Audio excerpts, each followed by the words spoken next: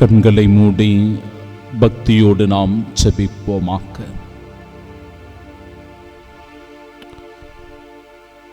அன்பிற்குரிய சகோதர சகோதரிகளே, ஆண்டவர் எவ்வளவு நல்லவர் என்று சுவைத்து பாருங்கள் என்கிறது திருப்பாடல். ஆம், நம் ஆண்டவர் நல்லவர் என்பதை சுவைத்து பார்க்க இந்த நாள் நமக்கு அழைப்பு தருகிறது. பார்வையற்று இருந்த பர்த்திமேயு ஆண்டவரை நோக்கி ஒரு விண்ணப்பத்தை வைக்கிறார். ரபூனி, நான் மீண்டும் பார்வை பெற வேண்டும்.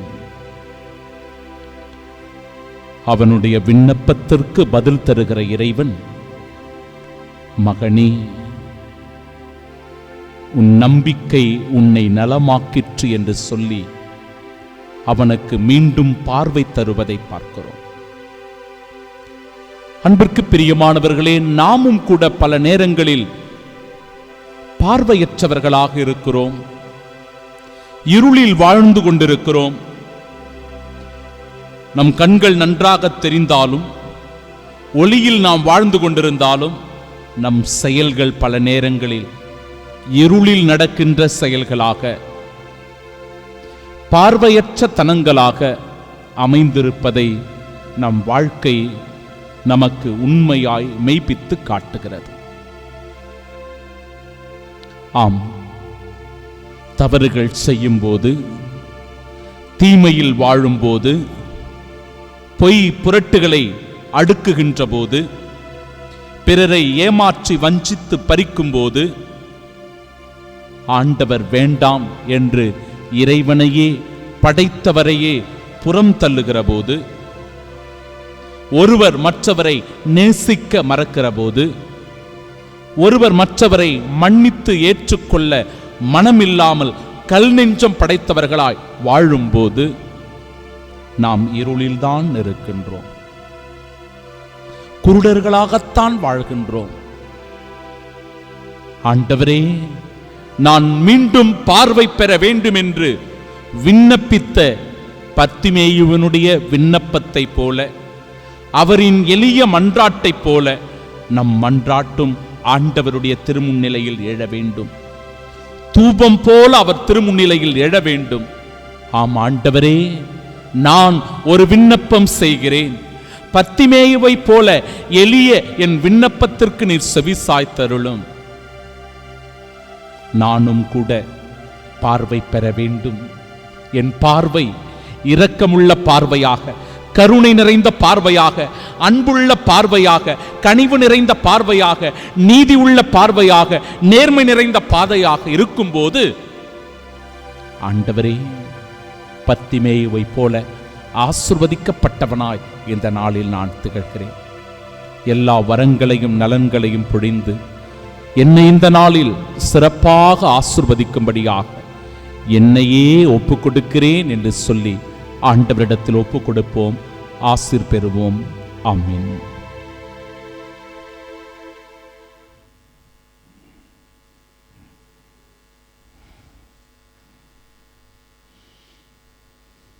உமக்கு நான் என்ன செய்ய வேண்டும்?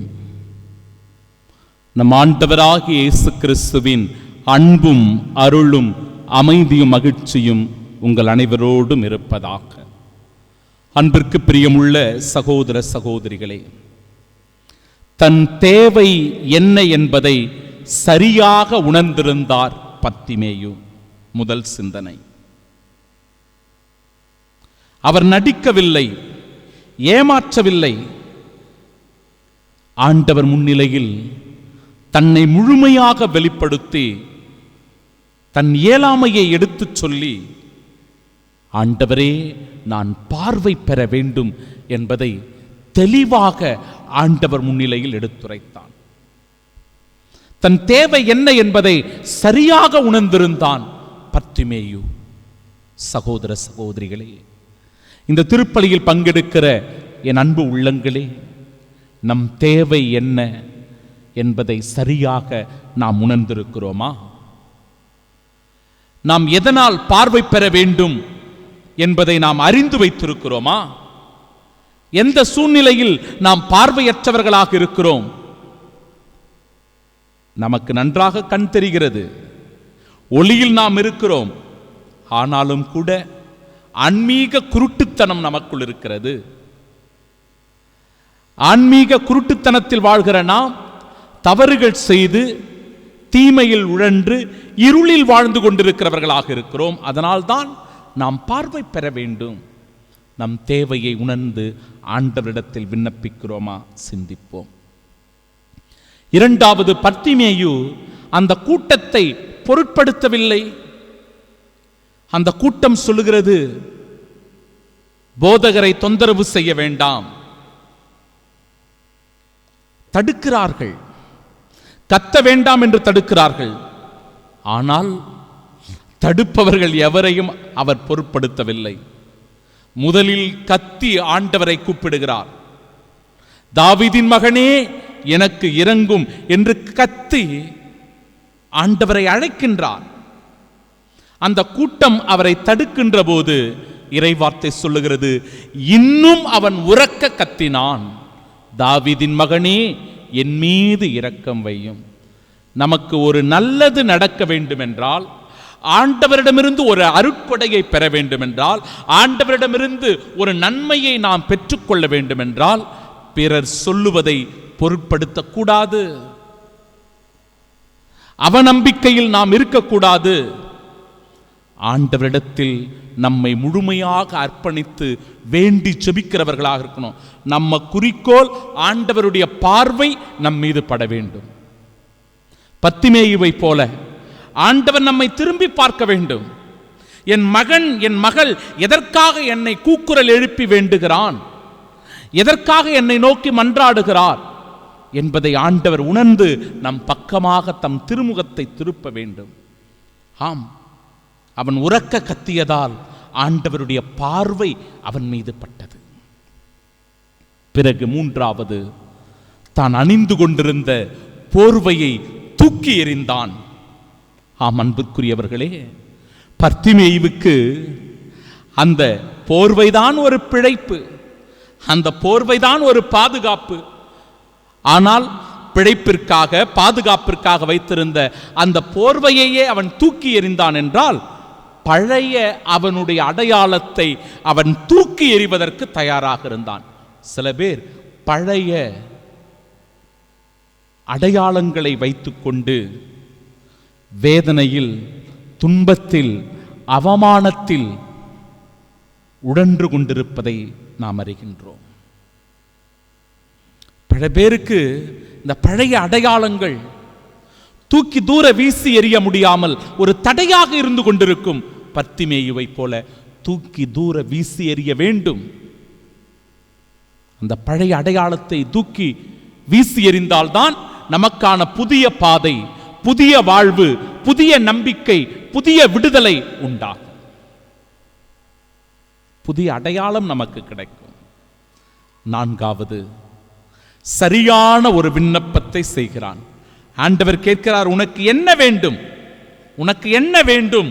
மகனே, மகளே, இந்த திருப்பலியில் பங்கெடுக்கிற உனக்கு என்ன வேண்டும்? இந்த மறைவுரையை கேட்டுக்கொண்டிருக்கிற உனக்கு என்ன வேண்டும்? உன் தேவை என்ன? உன் மன்றாட்டு என்ன? உன் விண்ணப்பம் என்ன? நீ எதை நோக்கி ஆண்டவரை செபிக்கின்றாய்? முழுமையான உள்ளத்தோடு ஆண்டவரை நோக்கி மன்றாடு, செபி. தூபம் போல உன் செபத்தை எழுப்பு.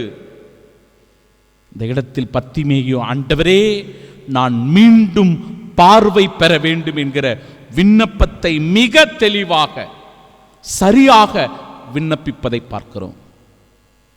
அப்பொழுதே ஆண்டவர் அவனுடைய நம்பிக்கையினால் குணப்படுத்துவதை, சுகமாக்குவதை பார்க்கிறோம். சகோதரனே, சகோதரியே, நாமும் கூட நம்பிக்கையினால் நல்வாழ்வை பெற்றுக்கொள்கிறோம் என்பதை உறுதி செய்கிறது இறைவார்த்தை.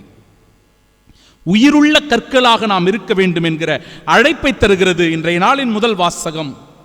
2015ஆம் ஆண்டு ஒரு வெள்ளப்பெருக்கு ஏற்படுகிறது.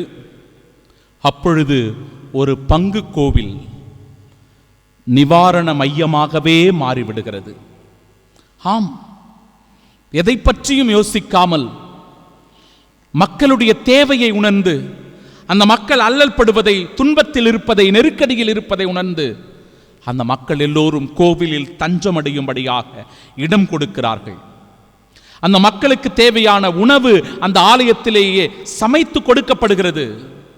பல தாராளமான நல்லுள்ளம் படைத்தவர்கள் நன்கொடைகளை வழங்கி அங்கு ஆதரவற்ற, உடைமைகளை இழந்த, வீடுகளை இழந்த மக்கள் தங்கி கஷ்டப்படுகிற போது தாராளமாய் வந்து உதவுவதை பார்க்கிறோம். அப்பொழுது ஒரு இந்து சகோதரன் இவ்வாறு சொன்னான், உங்கள் கடவுளை எனக்கு தெரியாது, உங்கள் கடவுள் யார், எப்பேற்பட்டவர், எவ்வளவு வல்லமை நிறைந்தவர் எனக்கு தெரியாது. ஆனால் இந்த மக்கள் செய்கின்ற சமூக சேவையை பார்த்து, இரக்கச் செயல்களை பார்த்து, தாராள உள்ளத்துடன் உதவுகின்ற நல் உள்ளத்தை பார்த்து உங்கள் கடவுளை நான் கண்கூடாக காண்கிறேன் என்று சொல்லுகிறார். அன்பு சகோதர சகோதரிகளே, 1 பேதுரு 2வது அதிகாரம் 12வது இறைவார்த்தை சொல்லுகிறது, உங்கள் நற்செயல்களை கண்டு கடவுளை மகிமைப்படுத்துவார்கள். ஆம், நாம் செய்கின்ற ஒவ்வொரு நற்செயல்களும் கடவுளை மகிமைப்படுத்துகின்றன என்கிற உணர்வினால் இன்றைய நாளில் அடியெடுத்து வைப்போம். நம் மன்றாட்டுக்கு செவி சாய்க்கிற இறைவனை போற்றி துதித்து பாடுவோம். ஆமென்.